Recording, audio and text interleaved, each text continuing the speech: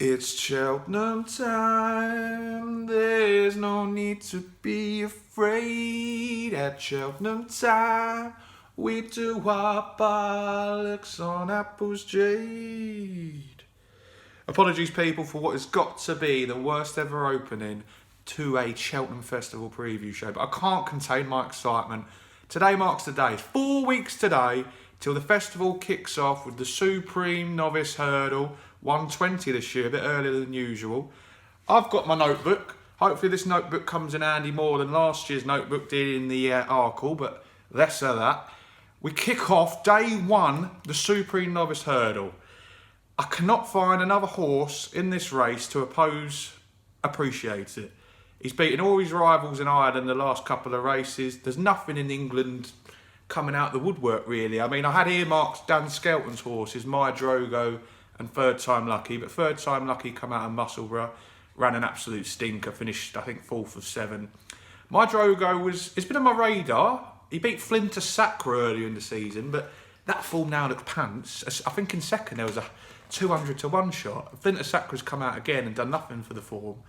And also last time out, he beat that horse, Langborough Lad, who I was actually a fan of, and then I backed that horse last time out and it absolutely blew out. So I'm not sure how strong my Drogo's form is. Appreciate it. We've seen just a couple of weeks ago at the Dublin Racing Festival, he held the field easily, really. Valley had him back in second, got closer than he did previously, but still 3.5 lengths he won by. He dictated the pace of the race from the front. I can't see anything beating it. He's currently 6 to 4, 7 to 4 shot. You know, hopefully on the day, some firms will put him out maybe 2 to 1 to 5 to 2. As things stand, as boring as it sounds, I'll be getting involved with the favourite on day one. And in talking about getting in with the favourites, let's roll on to the Arkle this year. We've got Shishkin, who won last year's Supreme. Shishkin, obviously the big English hope this year, one of our top novices. But there's a new kid on the block over in Ireland, an Orgam. Been absolutely putting up trees this season. Won very convincingly at the Dublin Racing Festival. Against a semi-decent field. Maybe you could argue a better field than Shishkin's been running against over in England. Also, we've had All Mankind come out yesterday and win at Warwick. Made a couple of mistakes, but horses like that just go to the front and belt every fence, they're bound to make a couple of mistakes. But for me, the Arkle's got to be Shishkin's this year. The horse has got such a change of gear. He's got Cheltenham Festival winning form. I think we've got to side with it to get the job done this year. I see Bet365 are currently even money. So it's not the odds-on shot that it has been the last few months. So Shishkin at even money. Put it in your doubles and trebles. On to the Ultima. At the minute, we haven't got the weights out for the Ultima. It's always a tricky race. You want to wait till the weights come out. Last year, I had the heartbreak of Kildesart. I was there at the track, at the finishing line, in fact. It was a tough one to take, and I'm pretty sure the trainer, Ben Paulding's, ruled Kildesart out for the season. I see a lot of other people on YouTube tipping up Kildesart maybe as an outside bet for the Ultima, but I'm pretty sure I read and heard that Ben Paulding confirmed that Kildesart will be out for the season. So just to let you know, anyone betting anti-post with firms that aren't non-runner money back, Kildesart looks to be out for the season. And you know, things that have caught my eye in recent weeks, I noticed the winner of this race in 2018, Kustar Sivola. Now, don't laugh at me. I know this horse come out in 2019 and was pulled up. But Kustar Sivola won this race off a mark of 142 in 2018.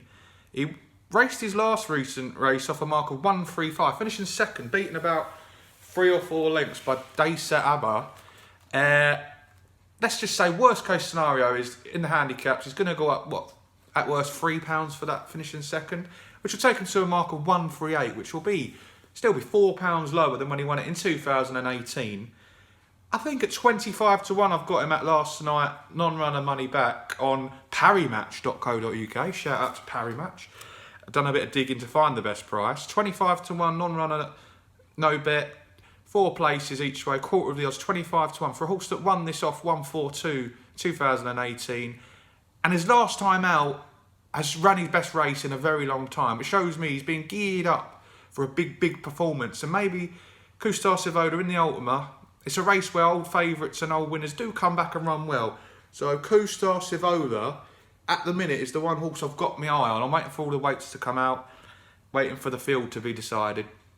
Just keep your eye on that horse. I think that's a very interesting outsider for the Ultima. We move on to the Champion Hurdle, which looked like it was Epitante's to lose earlier, but then around Christmas time got beaten convincingly by Silver Streak, who's still a double-figure price in places.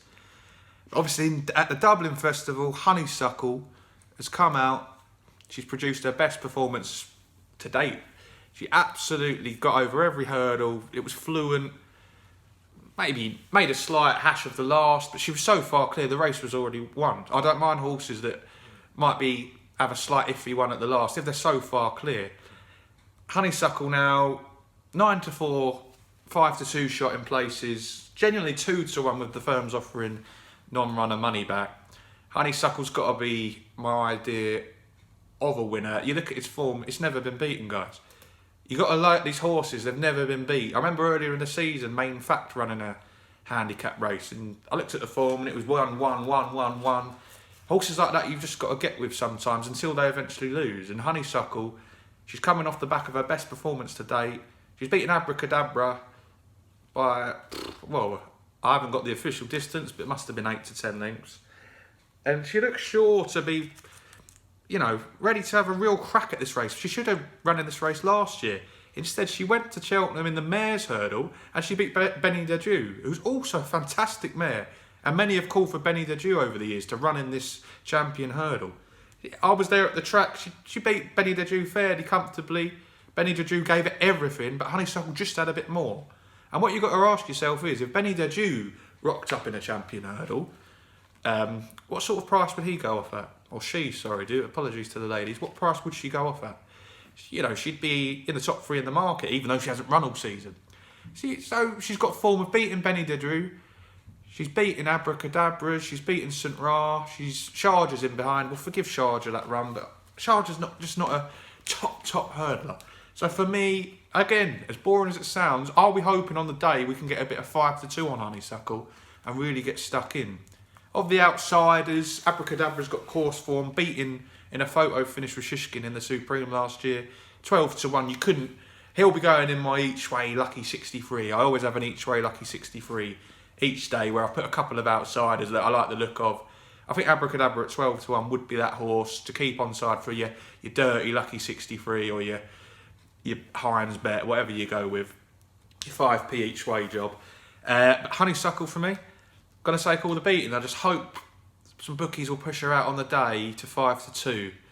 Because at the minute, with the 9-4 non-runner money back, I'm not taking it. I'm just hoping we get a little bit more juice and I'll get stuck into that. Moving on to the mare's hurdle.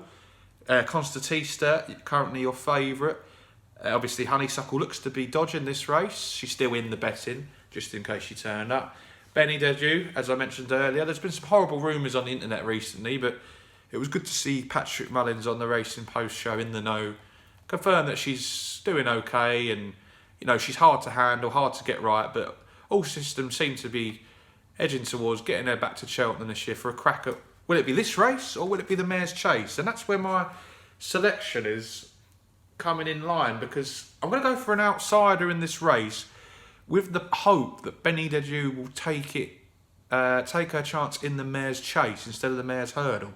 You'd have Constatista will be the rock solid favourite, and then there's a gap then. If Benny Deju doesn't run, Honeysuckle goes to the Champion Hurdle. You've then got a really good gauge here for an each way bet, 2nd and 3rd place. And if you look in the betting, apart from the top 3 in the market, you get some really nice prices each way. And my main bet of day 1 of the Cheltenham Festival this year is a 33-1 shot, people. You might be surprised by that, but it's the horse I fancy most on day 1. A horse called Indefatigable. Indefatigable. I think that's how you pronounce it. Apologies if not. Now, with this horse, over the distance, 2 mile 4, this horse won the Martin Pike last year, beating some rave horses in the markets this year. The Boss's Oscar, Great White Shark. He beat them pretty convincingly last year. He beat a horse called Parlon in a photo finish. I think there was a couple of fallers, obviously. He got a bit lucky. You always have to in them sort of races.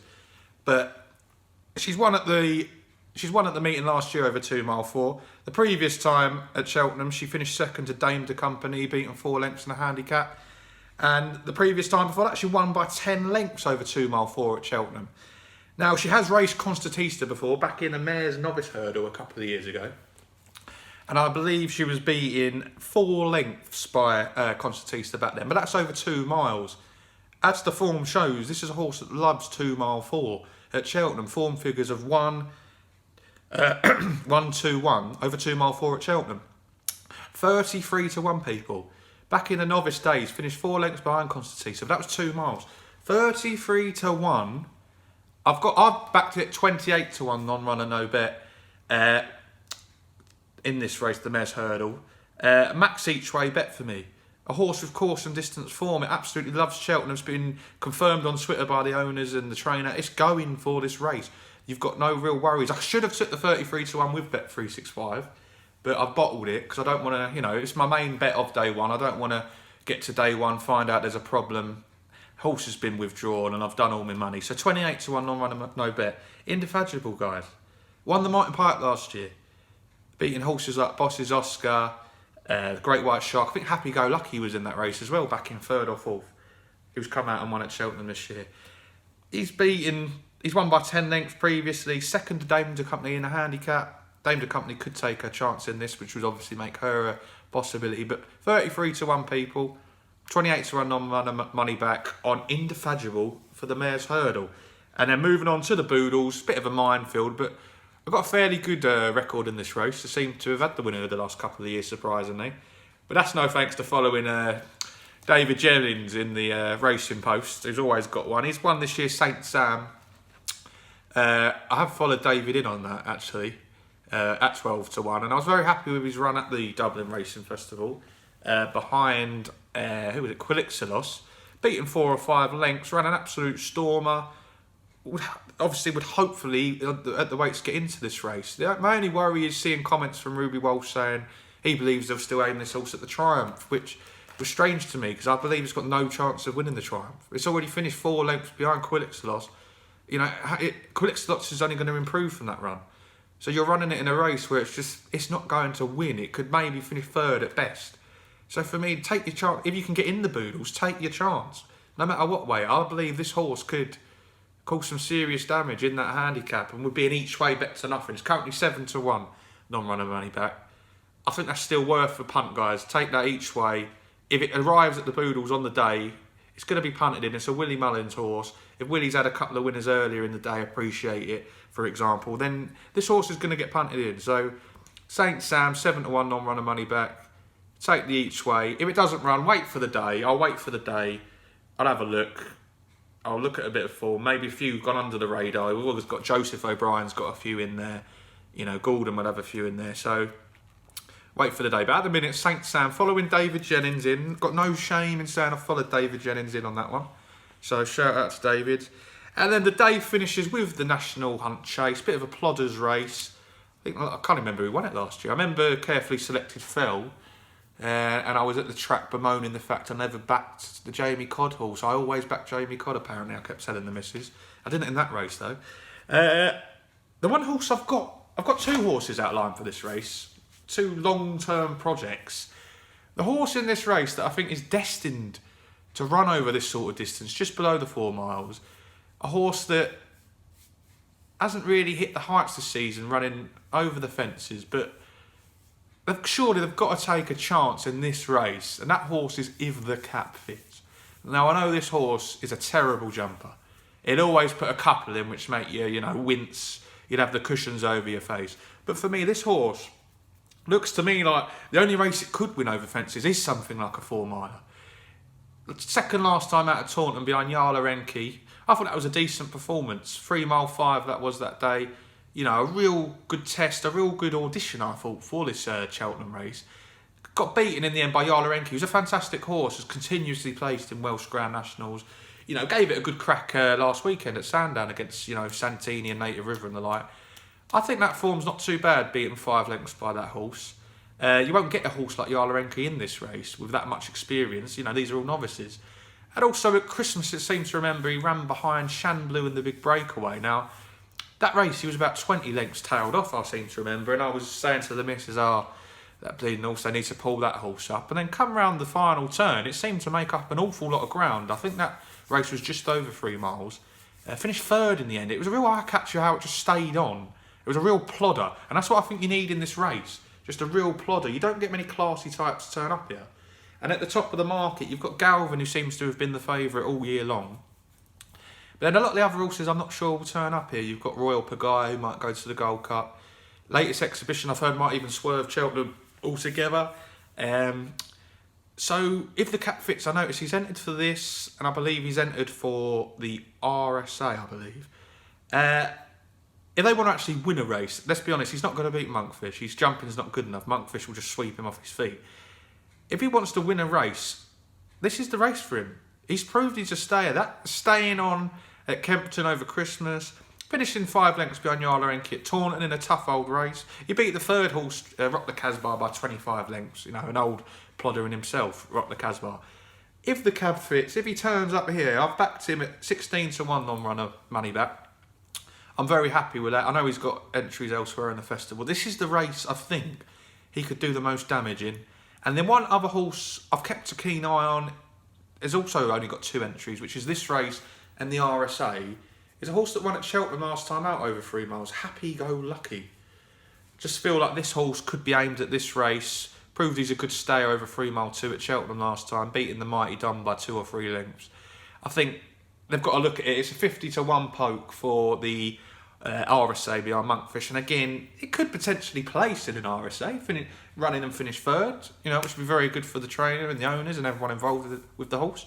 But the way he won at Cheltenham last time, you know, over the Cheltenham fences, over 3 mile 2, he looked like he needed a good little step up, and I think he could really, really, you know, run a cracker in this race. Again, I've backed him at 20 to 1 non-runner no bet. I think he's now about 16 to 1 non-runner no bet. Will they take him to the RSA? They might try their luck. You know, they've never come up against Monkfish. Maybe they think they can dismantle the Willie Mullins hot pot. But if he turned up in the National Hunt Chase, he would be another each wayer. It's a race where I always like to have a couple in. I don't usually nail myself to one selection. I don't usually back a favourite in this race. Carefully selected last year was actually my biggest lay of the festival. So for me, the 2 to take each way, just small each way plays, if the cap fits, and Happy Go Lucky. So that's day 1, rounded up. So day 1's bets, just to round them up. Appreciate It in the Supreme, Shiskin in the Arkle, Co-Star Savola in the Ultima, Honeysuckle in the Champion Hurdle. My biggest bet of the day, Indefatigable in the Mares Hurdle each way, Saint Sam in the Boodles, and then 2 selections in the last, if the cap fits and Happy Go Lucky. My name's Jordan Travell, guys. I just thought I'd get involved because I'm so excited for Cheltenham. I'm watching everyone else's previews on YouTube and whatnot. I'm really enjoying everyone's content. I thought I'd throw my hat in the ring. Let me know in the comments, do you think any of my selections have a chance? What do you think of the races I've highlighted today? And do you want me to make a day 2 preview? If so, drop a message, drop a like. It's my first video on the channel. Much love, guys. Stay safe, stay home, protect the NHS. God bless.